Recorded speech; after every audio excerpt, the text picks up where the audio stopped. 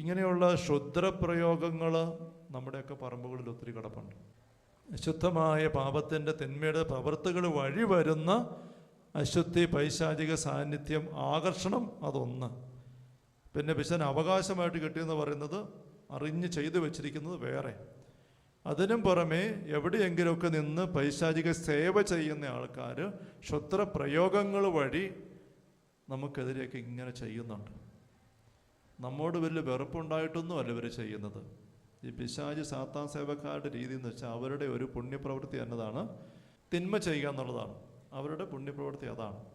പിശാചിൻ്റെ പ്രവൃത്തി കൊല്ലുക, അവന് വരുന്ന കൊല്ലാനും നശിപ്പിക്കാനുമാണ്. എന്ന് പറഞ്ഞ പോലെ ക്ഷുദ്രപ്രയോഗത്തിന് പോകുന്ന വ്യക്തികൾ ഇങ്ങനെ ചെയ്തു വിടും.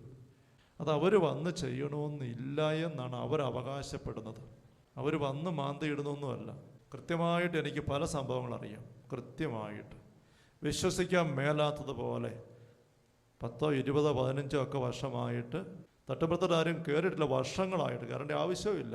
ആ തട്ടുമ്പുറത്തുനിന്ന് പുറച്ചം വന്നിട്ട് പറയും അവിടെ എന്തോ ഉണ്ട്, അസ്വസ്ഥതയുണ്ട്. അങ്ങനെ സന്ദേശം കിട്ടുന്ന ആൾക്കാർ, ഗിഫ്റ്റുള്ളവരുണ്ട്. അത് പെറുക്കിയെടുത്ത് തുറന്ന് വരുമ്പം വീട്ടിൽ എൻ്റെ വെച്ചാൽ അവിടെ ഒന്നുമില്ല. പക്ഷെ തുറന്ന് വരുമ്പോൾ ഉണ്ട് പുത്തനായിട്ടുള്ള വാടാത്ത ഇലയും സാധനങ്ങളും ഒക്കെ ഇപ്പം വെച്ചാൽ എന്നവരാകത്തിരിക്കുന്നു. ഇതെവിടുന്ന് വന്നു? ഇങ്ങനത്തെ കാര്യങ്ങളുണ്ട്. എനിക്ക് ഒത്തിരി സംഭവങ്ങൾ പറയാനുണ്ട്.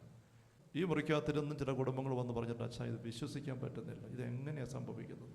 ഇനി ആ അച്ഛനെങ്ങാനും കൊണ്ട് വെച്ചതാണ്, പ്രാർത്ഥിക്കാൻ കയറിയപ്പെടുങ്ങാനും കൊണ്ട് വെച്ചതാണ്. പക്ഷെ പിന്നെയും പല സംഭവങ്ങളും. ഇങ്ങനെയുള്ള സാധനം പെറുക്കിക്കളയാൻ പോയാൽ പെറുക്കിക്കളയുന്നത് നല്ലതാണ്, കാരണം ചീത്ത സാധനമായതുകൊണ്ട്. തീരെയല്ല. ആ സാധനങ്ങൾ പെറുക്കി തീർക്കാൻ പറ്റിയാൽ എന്താ ചെയ്യാൻ പറ്റും? നമുക്കിതിനെതിരെ നമ്മൾ കരുത്താർജിക്കണം. അതാണ് അവസാനത്തെ ഒരു സൊല്യൂഷൻ.